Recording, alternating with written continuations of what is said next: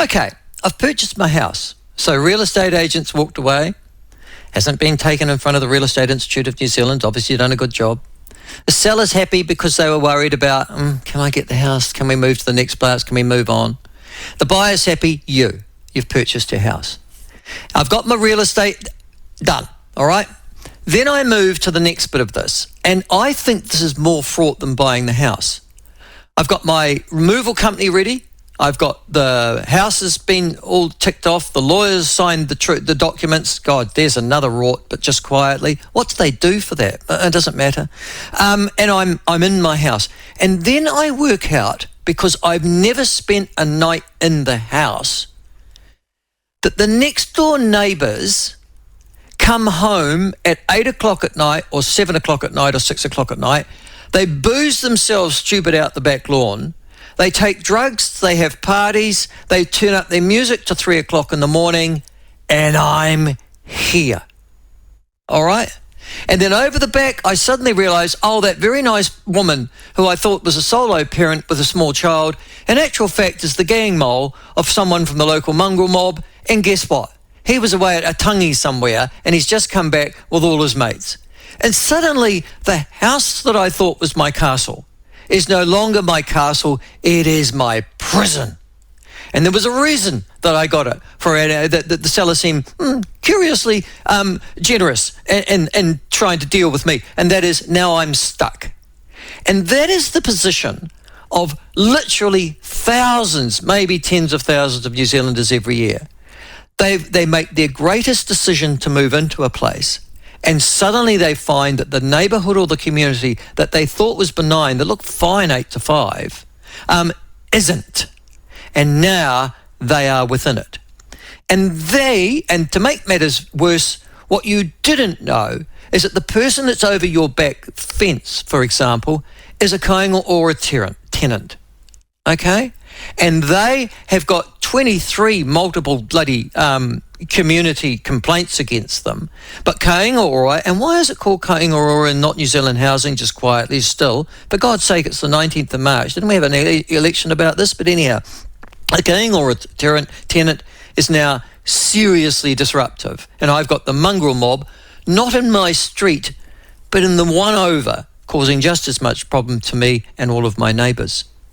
Now, that is the practical reality that literally tens of thousands of New Zealanders are confronting as I talk to you now.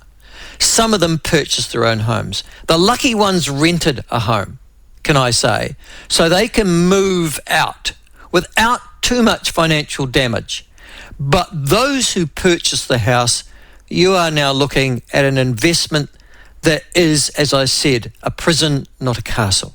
And that is the want of literally tens of thousands of neighbours of kainga ora tenants in New Zealand every year. And so yesterday, and the reason I raised this issue this morning is because we've talked about this. New Zealand has talked about this over the last 6 years. The last government gave only the kind of instruction that somebody who lives in Karori, Kilburn or Kandala could give and has nice neighbours. They gave an instruction to the New Zealand Housing Agency that looks after social welfare housing essentially in this country, don't throw people out, they've got nowhere to go. And so kainga ora, when it received multiple complaints of poor tenant behaviour, the intimidation of neighbours on a regular and routine scale, simply did nothing, ever. And even when they put their emergency housing together in a place like Rotorua, for example, and they took over a motel, they didn't give a stuff about any of the neighbours in their private properties who were surrounding that motel at all. As far as they were concerned, they did nothing. And in fact, repeatedly they were being taken to court, or at least to the tenancy tribunal, by others saying, or even to the courts, and said, wait on, these people are the neighbourhoods, they've got these tenants, I am living in hell, and so my children are living in fear. The whole community and neighbourhood is, you're doing nothing about it. And so there were judgments against kainga ora and for its negligence and its neglect. Well, yesterday afternoon, Christopher Bishop, the Housing Minister, announced that they were going to take a tougher stance on what they call unruly social housing tenants. All right?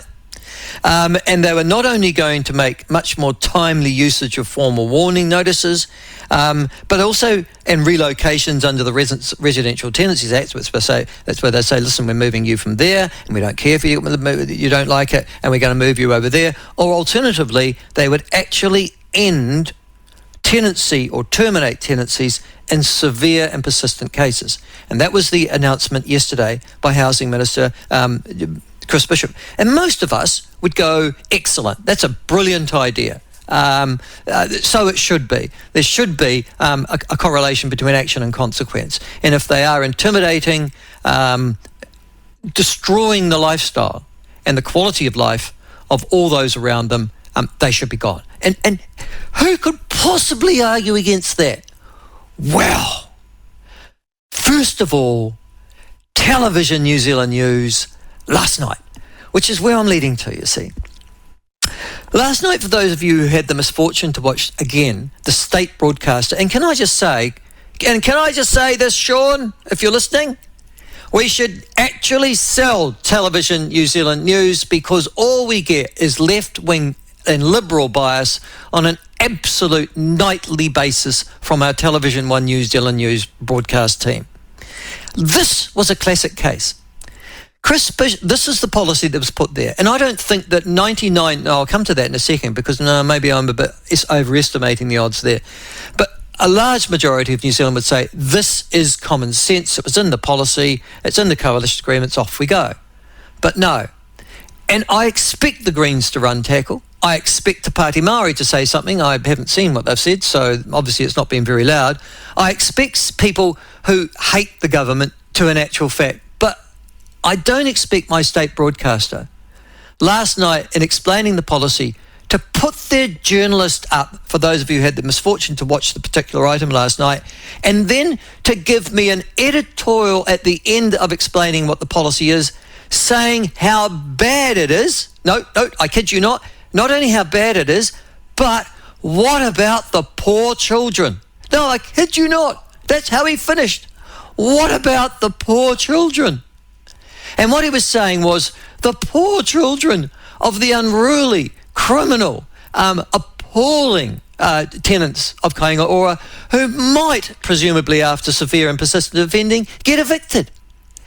It was extraordinary.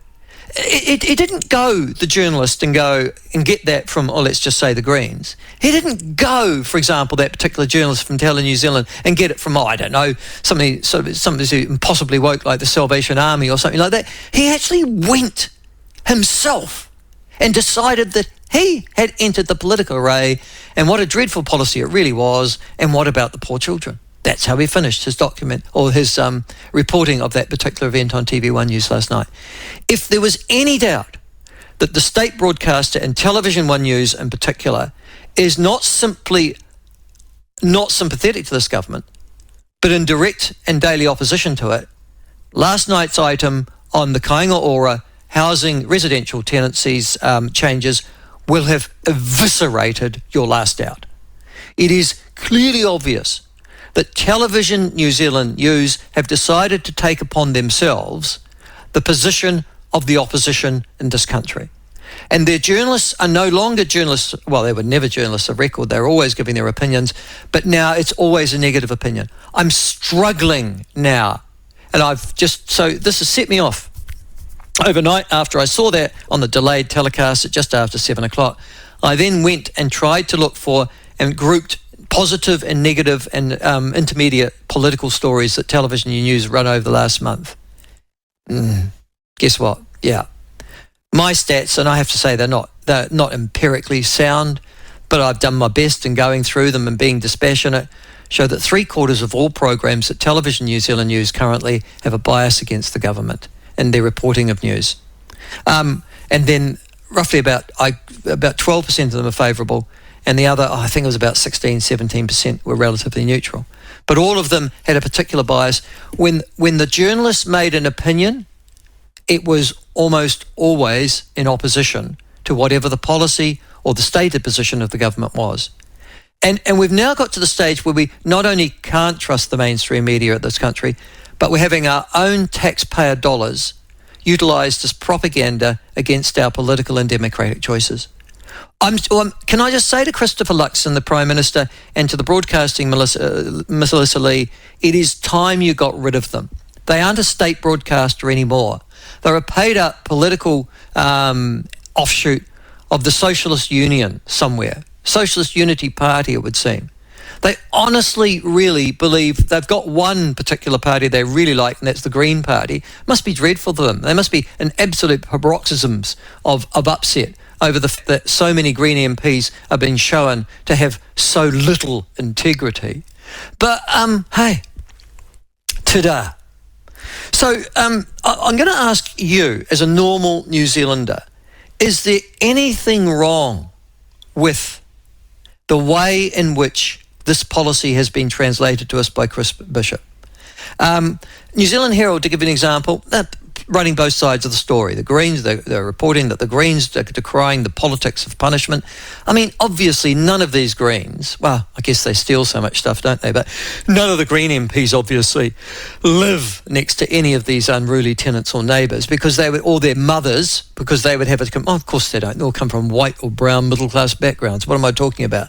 And, of course, the New Zealand Herald's also reporting, though, that many neighbours are celebrating as governments move on unruly tenants. Of course, the proof will be in the pudding. It's one thing for Chris Bishop to announce it. It's entirely another for Kaingaroa to implement it, and implement it quickly enough to reduce the enormous amount of stress, damage and danger that has been done by these unruly tenants to so many tens of thousands of New Zealanders and their quality of life. But I just thought it wasn't so much that there was the major housing issue yesterday dealt with, and it was the fact that Television New Zealand decided, and the reporter who reported that particular item last night at about 6:04, decided to go into bat, essentially, for the unruly, for the antisocial, for the criminal, for the intimidatory, and for the, in some cases, plain evil tenants who make the lives of everybody else hell. And can I say to that Television New Zealand journalist and to the TVNZ news editor that thought that it was an okay thing to take that editorial piece and put it to broadcasting, I hope and pray that the mongrel mob move in next to you. I really do.